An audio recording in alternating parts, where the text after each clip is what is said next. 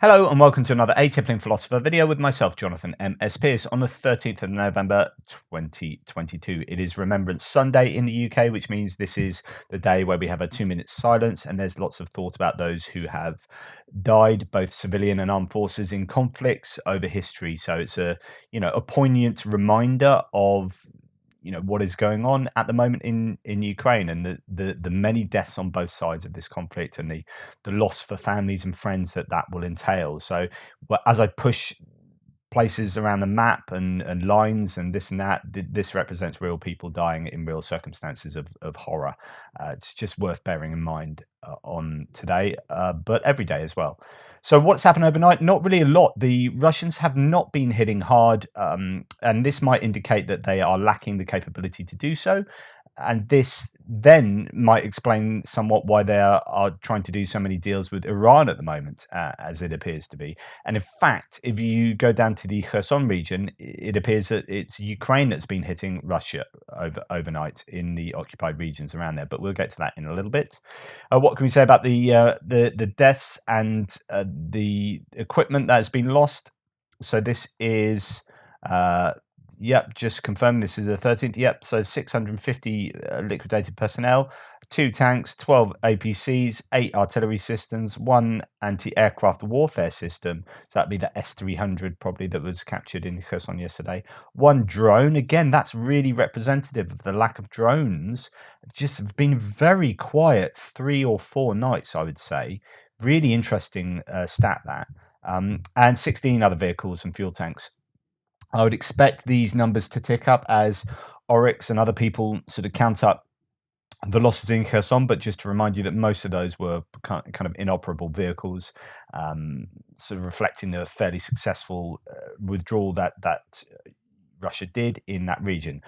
Okay, really not a lot else to say other than journalists from New York Times say that Ukraine is preparing another large ground offensive to the south towards Zaporizhia and Melitopol from Zaporizhia.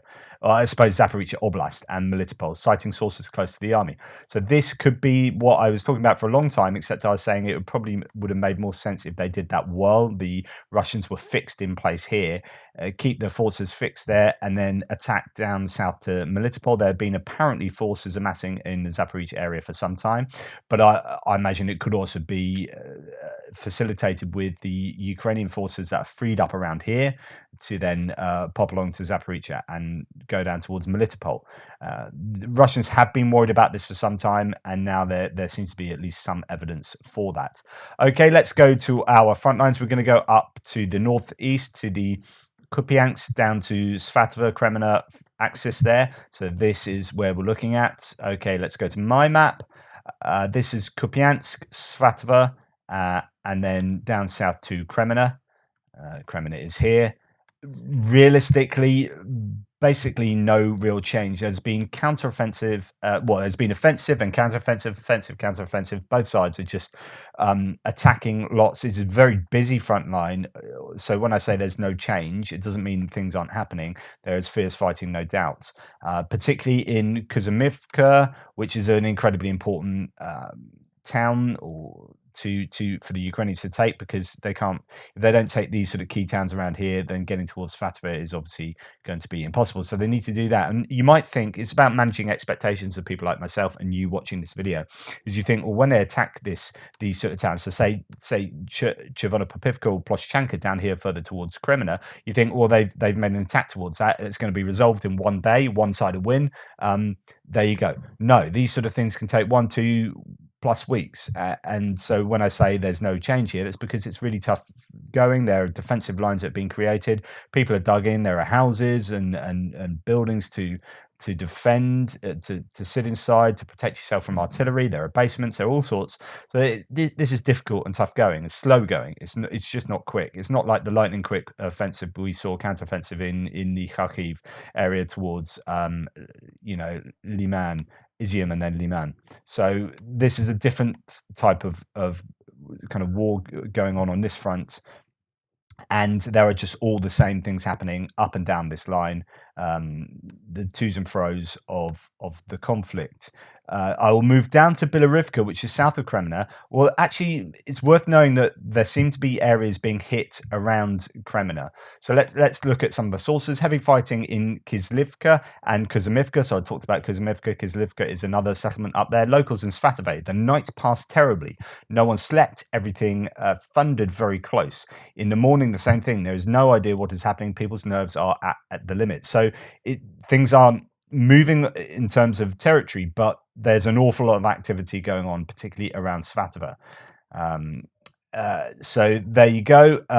We move on. Russian positions in Kreminna are being heavily shelled by Ukrainian forces tonight. So that was last night. So just to go back, this is Kreminna is being hit, and then you're moving on to Rubizhne, Severodonetsk, and Lysychansk, and there are further claims around there. An AFU hit a concentration of enemy units in the area of Hirska, killing 27 soldiers and wounding 18. That's from the general staff, and that is so. Hirska is somewhere around here. Let me find out where that is. Here we go. Hirska is there. So that is somewhat behind the lines. You've got HIMARS probably working here as they are sort of all up and down the line. So Hirska is there.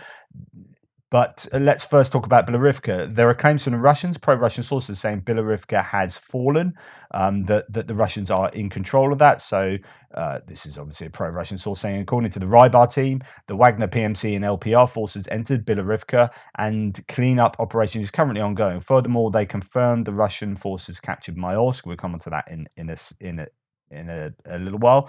So Russians are causing the Ukrainians an awful lot of trouble up here. If Bilorivka has been lost, that is a fairly key settlement, I would say, because it gives you access to this forest. And I think, together with Dobrova, I haven't heard much about Dobrova since I heard that Russians took that on. That gives a really comfortable defense or buffer zone to these cities, to Rubizhne and Severodonetsk and Lysychansk. Obviously, HIMARS can still hit them, but the further Russia can push on here, the better it is for them. And ideally, they want to get towards Seversk themselves. Depends how offensive minded they are, but that's not good news for the Ukrainians if that is true. That is pro-Russian sources, but it is not looking great around there. Tough around the Bilorivka to the south, and then we move on to Bakhmut, and some pretty mixed messages coming out of Bakhmut, and some of them not really great for the Ukrainians. It is really tough fighting around there. So let's look at some of the sources. Situation remains tense, since says Nell reports. Russia frontal attacked Yakovlivka, Soledar, and Bakhmutsky. There is fighting ongoing in Soledar. We have to be honest, Russians advance a bit. Huge amounts of infantry are put to the front. The 93rd Mechanized has a stiff defense. So here we have, Soledar and Bakhmutske around here, and Yakovlivka, as they try and do this larger encirclement. These are really important, but they've held up for so long. However, some admission that the Russians, I reported last week that the Canal Gips factory here and some roads around here, the Russians have made some advance. Not sure of exactly what that would look like map wise, but that's my rough approximation. But then again, yesterday, further advances for the Russians and attacking on the front of Yakovlivka as well. So it is really tough going around here. There is no doubt about that. So as we move on, Black Day yesterday, says Amirko, Bakhmut area, battalion commander died, company commander died. We were together from the start of the war, many injured. So that is not a good news for the Ukrainians in that area. Didn't want to show you that. So there is some videos going around. I accidentally almost showed you a little bit of from, unsure exactly where in the Bakhmut area. There's some videos of a lot of people, a lot of Russian soldiers shot. Some look like they might have died maybe in shelling, but actually there's a lot of head wounds, or not wounds, headshots and death. And either those people were executed, or there's some exceptionally good snipers working around the area. I don't know the details, but the videos are doing the rounds, and that is pretty hardcore. But again, the details about that exactly are thin. Bakhmut, very hard fights for the cement factory. I talked to you about that, about how it looked like the Ukrainians had advanced on towards the asphalt factory. And I don't know, there are different factories around here that people get confused about, and that looks like the asphalt factory I was talking about, which might well be different from the cement factory, which is further up north, I think. But lots of people get confused about them, and I did previously. But certainly, there's just tough fighting in the area. What do we have here? So this is I don't know whether this is pro-Russian or not. This information is objectively and verifiably false. Wagner forces have taken Pokrovskoe, Kudema, Zaitsevo, Veshina, and Veselaya Dolina. Now they are storming Opitny on the south of Bakhmut. Deep State map clearly confirms this. So there's a bit of confusion there, but actually, when you look at these sort of claims, they already hold all these places. Everyone accepts that Russia holds Veselaya Dolina, Zaitsevo, Veshina, Kudema, Avdivka down here, and yes, they are pushing on Opitny. Some people are saying storming Opitny. There is fighting going on in Opitny, and that seems to be where it's at, as well as further down south, just past this highway. Avdivka down further here, pushing. I pulled the Russian. I had the Russians up here. It's fighting towards this area. I'm not exactly sure where people are. This is probably all just a bit of a grey zone here, but it's tough fighting for sure, and not easy for the Ukrainians. And as we come further down south here, this is a Maiorsk train station that has seen a lot of fighting for a long time, and the claims are that Russia now controls that train station. However, I don't know exactly how far that extends and into these sort of settlements there, but that is fairly key. They do control, well, at least Russian sources say they control that, which is tactically fairly important.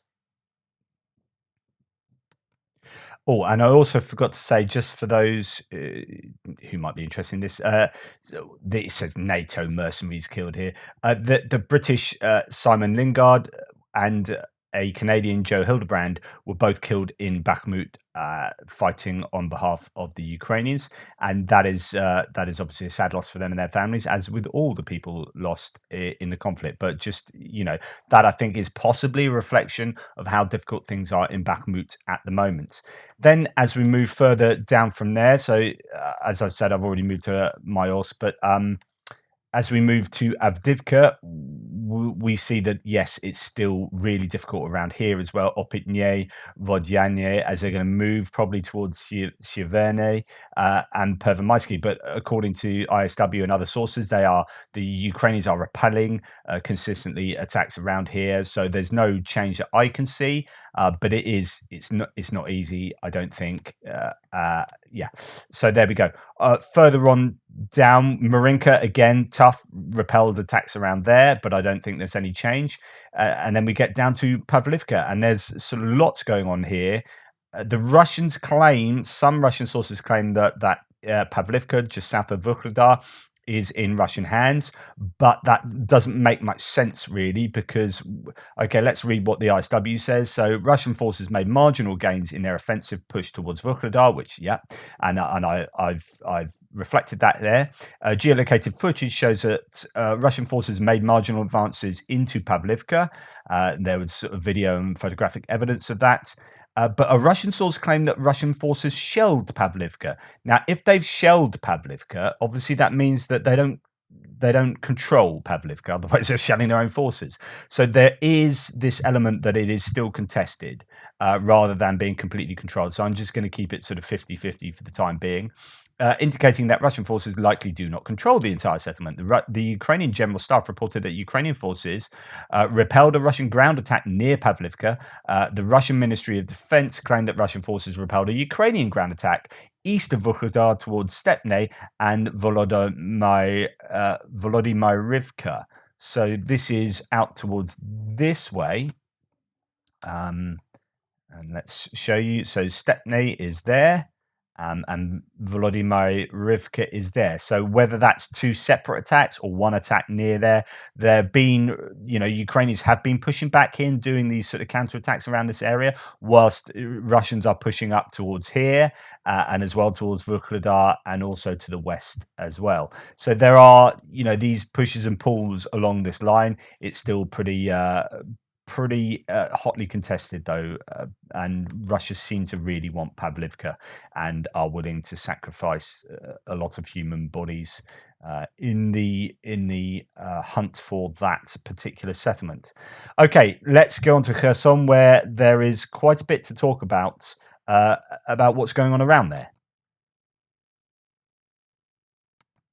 So as we talk about Kherson and what's happened there are so many different variables to consider. Okay, the first thing I want to talk about is Chornobivka. So Chornobivka was this airport that was the memes were created about it because it was hit, and then Russians put equipment back there, and then it was hit again, then Russians put equipment back there, and it was hit again, and this revolving door of equipment that was coming in, and then the Ukrainians would blow it up, and the Russians didn't seem to learn from this. But obviously, it's a useful area to keep equipment because it's a sort of an airfield, and there aren't very many places to keep helicopters and stuff like that to and maybe planes.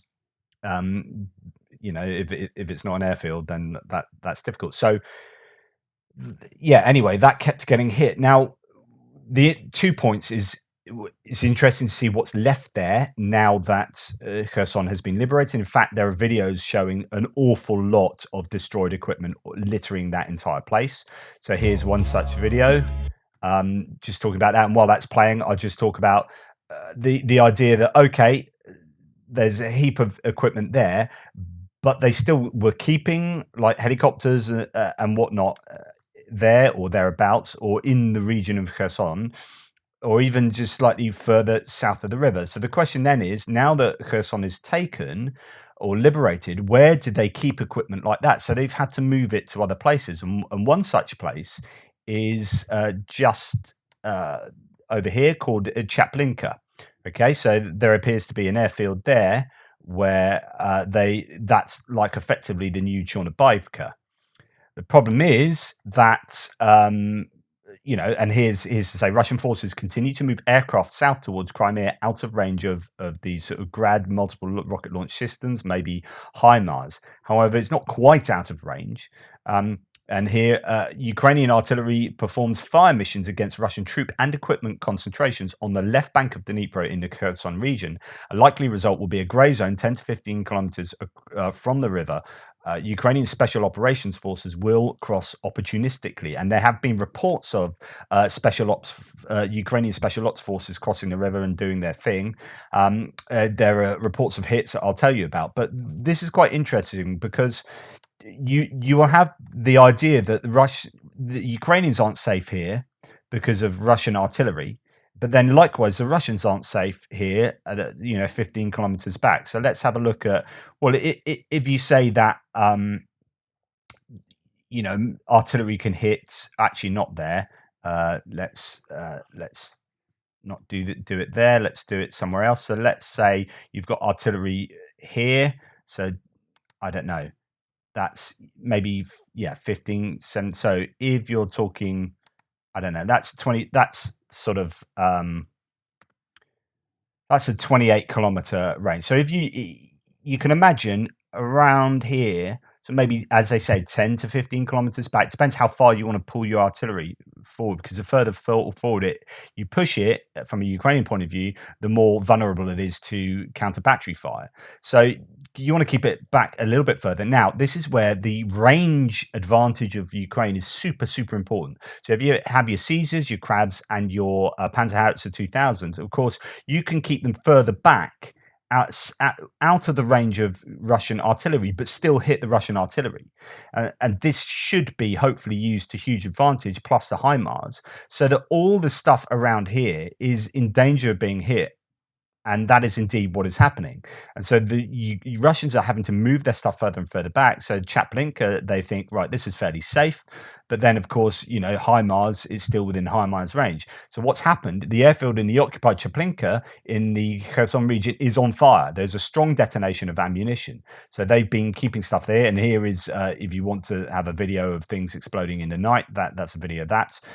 As Tim White says, I wrote yesterday evening about explosions reported in Chaplinka in southern Kherson region. Later video uploaded from the town seems to show Ukraine's forces managed to hit an ammo dump, and whether there is more there, like helicopters and whatnot, I don't know.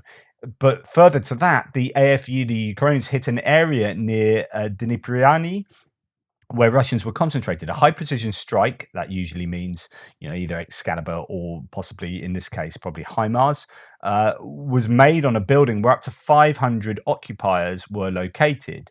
Reportedly, 2 trucks of dead were driven to Tavriisk. 56 were wounded and 16 died shortly after in the hospital. So 500 occupiers. Now, this is really, really important because when you are moving all of these troops, so you've got 40,000 troops, say, in Kherson, you move them out of Kherson, they don't suddenly dissipate into they don't melt into nothingness. There will be concentrations of troops that have got out of there, they're exhausted, and they're just, barracked up somewhere. And there will be huge concentrations of troops all over this region as they are slowly moving backwards and out of range. So now is the time to start hitting concentrations like that from the Russian point of view. So here we hear about 500, an accumulation of 500 troops in this area here that was hit with precision munition, causing almost certainly the death of a huge number of them, and that'll be a massive loss. But that'll be going on, all up and down here, no doubt. I would have thought, as the intelligence comes through to the whereabouts of these concentrations of troops, and Ukraine go about sort of targeting them, Chaplinka, Dnipryani, all these sorts of places, and Russians will have to now move. They'd already moved forces further back as Ukraine was encroaching on this area, and now that they've moved a further sort of 40 kilometers or whatever it is, these troops will have to move back much further and equipment much further back towards Crimea. So there you go, and that's a really big hit. Again, seems like HIMARS is already targeting previously unreachable targets. Strikes reported in Chaplinka airfield, says Special Kherson Cat, who's a pretty decent source. And again, this is talking about the so that's 60 kilometers from the river. And of course, you add that onto that, and that was out of range of HIMARS before. But now you can absolutely bet your bottom dollars they would be rushing the HIMARS into around this kind of line here, and then suddenly stuff that was safe before is now no longer safe, and that's a really important, thing to consider for the Russians. Now, other things in Kherson, yes, there is some equipment they'll be able to capture and use. Some will be in operable condition. Some will be able to be used after being fixed up. But they haven't got, I don't think, an awful lot of decent running equipment, a lot of T-62 tanks and stuff like that. There was at least one S-300 that will be absolutely pivotal. Those kind of pieces of equipment are hugely important: air defense equipment, surface-to-air missile systems. But this is actually really important for the Ukrainians. So this is an ammo dump, and I keep talking about this. This is hugely important as Ukraine have run out of Soviet-era ammunition to fit their older non-NATO pieces of equipment. Finding stuff like this then suddenly ramps up their capability to use those things again and not just rely on NATO equipment and NATO ammunition. This is massively important. To find all of this stuff is an absolute goldmine for these Ukrainians. And so it's not going to be so much about the big pieces of equipment they find in Kherson. It's going to be about the ammunition dumps that they find. The Russians just didn't have time to move, especially because they have to move all of this stuff by hand. The Russians generally don't have forklift trucks. They just use they're having to use trucks rather than trains generally, and they get everything off the trains and trucks by hand and stack them by hand, and it is a laborious process. And so if you are suddenly having to retreat, these sort of dumps are going to be left behind quite a bit. Yes, but on the flip side, Russia shells village in occupied part of Kherson Oblast. The Russian-occupied village of Svatove-Kreminna was shelled with Grad multiple rocket launchers on November the 12th, according to Kherson Oblast Governor Yaroslav Yanishevich. So there you go. Uh, Although that's it's a bit of contradiction there. The Russian-occupied village was shelled with Grad, and it says Russia shells village in occupied part of Kherson. So I don't know actually. I might be wrong there because that's completely contradictory. I was thinking that was saying that there's Russia are hitting back, but actually I haven't. That would have been one of the few examples of hearing about it. So maybe they aren't, and maybe this is all Ukraine at the moment, just hitting Russia as Russia are retreating, and they haven't had time to kind of set up their own artillery, as they're probably moving artillery back and thinking about where the safest place to position their stuff is. Anyway, it is going to be really interesting. There's lots of talk about Crimea, as the Russians are building defenses in Crimea and pulling a lot of stuff back. I was telling you yesterday about rumors of certain towns in between Crimea and the river being cleared out, and people running back to evacuating back to Crimea. So if that is a thing, then you wonder whether Russia will definitely hold this line, and whether Ukraine will actually try and cross the river. The problem with trying to cross the river is you're just such an easy target. And any kind of offensive would have to be in tandem with another offensive that takes away the attention of the Russians. So it could be this one that they're talking about coming down from Zaporizhzhia to Melitopol. That would seem pretty sensible, or perhaps down to Mariupol. But Melitopol would be a very useful hub for logistics down to Crimea. So if you take out Melitopol, right, Crimea is pretty much done for, because the Kerch bridges. So if you then hit the Kerch bridge again, I don't know, somehow get hold of like just a couple of ATACMs or something, you could take out the bridge, you could take Melitopol, and suddenly Crimea has no effective supply, because all supply is really going to come through Melitopol. You can see Ukraine thinking, things are looking good at the moment. This is shaping up quite nicely. And then if they attack down to Melitopol, the Ukrainians, then they could consider attacking across the river. Now, there's a lot of talk at the moment about this peninsula here, the Gimburn Peninsula, which they're talking about sort of getting boats. I think it's reporting Ukraine had a whole video on this, getting boats down from Mykolaiv. They've got lots of boats from around here. You could have some concerted effort. There were defenses being built up along here, but you can imagine it's not going to be the biggest consideration for the Russians to kind of hold on to this. But then if they don't hold on to this, then Ukrainians get a foothold across the river, and then you can resupply that with some degree of ease.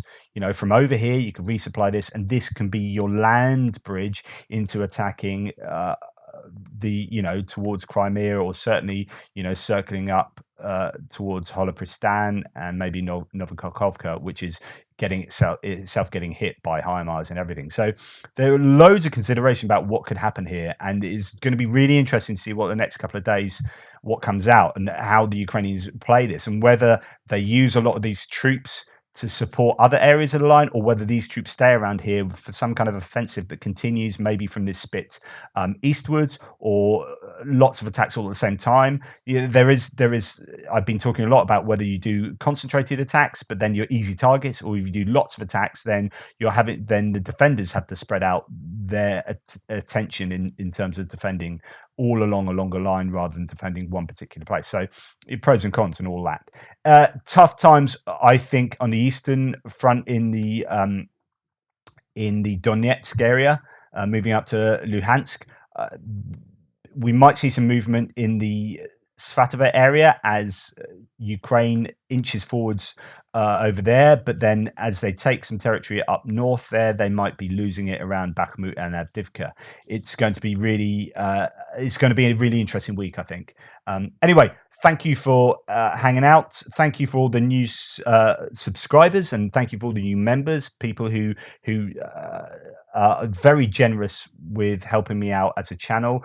There's Buy Me a Coffee, but PayPal and all on YouTube, super thanks in all the usual ways. Really appreciate everything. So thank you. And I just have to say again, the comments on these videos, the threads are rich with really thoughtful analysis, and even criticisms of my claims are thoughtful and respectful, and that's brilliant.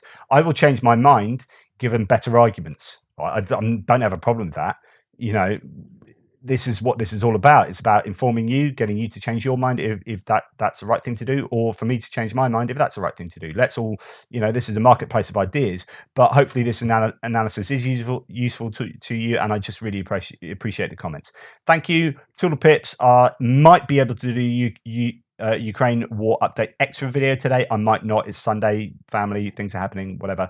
But either way, either later or tomorrow.